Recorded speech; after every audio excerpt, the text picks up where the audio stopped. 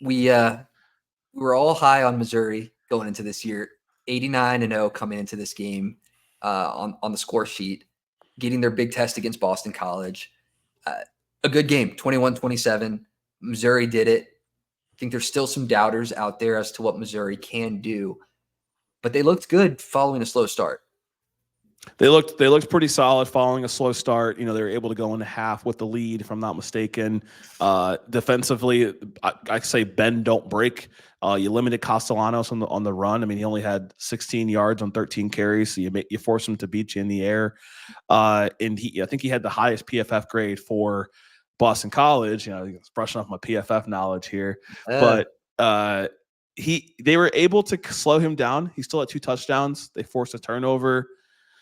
On the offensive side, LB3, Wazam, man, welcome back. He got him a touchdown. He ripped one upfield, and he gets in the end zone. He's got those YB activities. Just gets all excited, and so really, really a lot to be excited about there. If I was to grade this performance, like, did Missouri pass the test? I'm going to give them a B+. I'm going to give them an 89. All right. I'm going to give them a B. I'm going to give them a B minus, maybe. I'd say they passed the test. Again, it's this trend of teams. If you start slow, you're trying to play against the momentum and getting yourself back in the game. It's so hard to do when you're on the road. They had the luxury of being at home, but you're playing from behind, and that's never a fun position to be in. So Boston College is a great team. Bill O'Brien's a great coach. He's done a lot there. We talked about it in the preview, established a new identity for this team using Castellanos as that dual threat quarterback. What Missouri was really good at doing defensively was limiting that run. Boston College as a whole, only 1.9 yards on the ground per carry for 49 yards. So they shut that down, but there were some questions on the DBs. A couple of huge plays came out.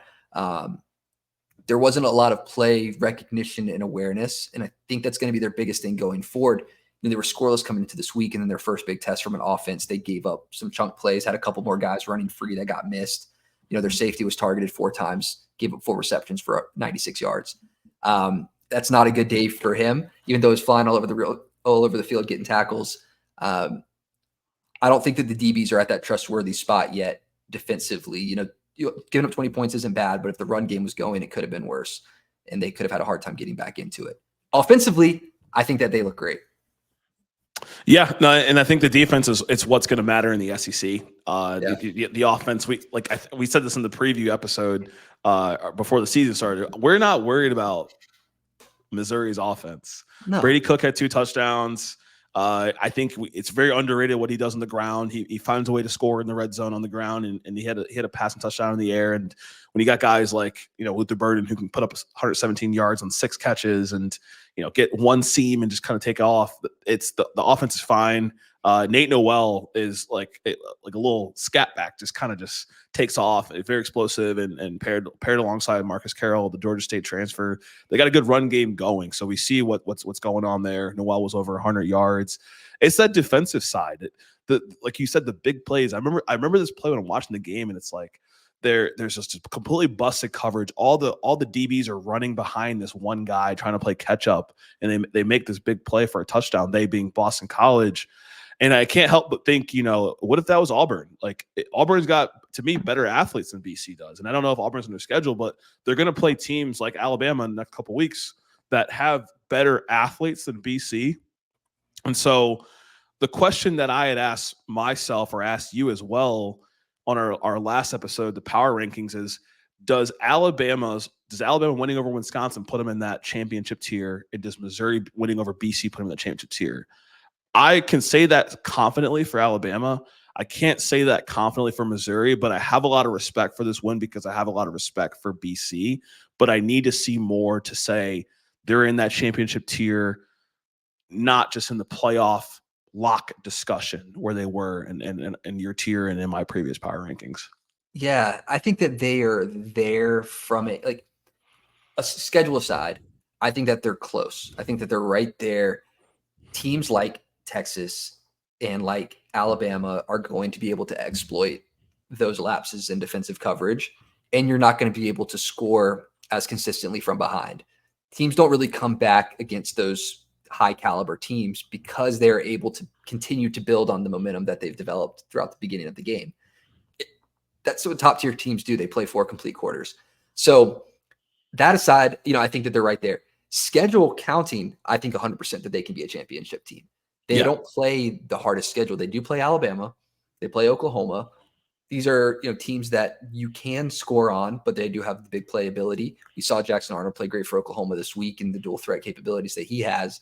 But I think that if everything goes right for them, and even maybe the mishaps, if they drop the game at Alabama, they drop the game maybe with Oklahoma, they could still be sitting there in the playoffs as a 2-loss team. So yeah, I think that they are. I mean, do you think they're a championship caliber? I think they could be championship caliber. I definitely think they're a playoff team, and I think they have the propensity to be playing their best football in November, and get to that point where they're in that championship discussion. Like I said, the B+ is higher than your grade, but I do think there's some championship caliber there. I just would have wanted to see a little bit more to kind of uplift them from this week, but this is a full semester of classes. There's plenty of tests. And Vanderbilt will be a decent test. Texas A&M will be a decent test after the bye week. You got Auburn, and I think it's a nice little kind of warm up to going over to Alabama there. And I want to say it's week 9. So yeah, week 9 at Bama. Shoot, if I would have got B- is still a good grade. If I would have got B-, I would have been pumped through college if that's what I was getting. I would be thrilled with that. We need to see that transcript now. But no, depends if it was fall semester or spring semester. either in both. No, it's there's room for them to improve. I know one of the big questions that people have had is like they had this deep ball last year that doesn't seem to have returned yet, but we're seeing huge rack capability from Luther Burden, Theo Weiss being able to turn the ball upfield. So they're firing on all cylinders, but there's still things that we know is in the briefcase, in the chamber that they can pull out. If they can develop that deep ball again, not saying that they need to be successful, but there's still tricks up the sleeve that I think we'll see coming into week 8, week 9, Auburn, Alabama. Yeah, need to see more on that offensive side. I put in my conclusion notes. Only 10 points in the score in the second half, so that's it's 2 scores, a field goal, a touchdown, and I'm sure they had more than 2 drives. I'd like to see more there from a full game perspective. But when you do enough to win, you hold your opponent. Nothing but respect. The only team that played a ranked opponent this week too, as well in the SEC. Yeah, potential ACC championship team. As how things are trending today. Who knows? That would be a good resume builder for Missouri down the stretch.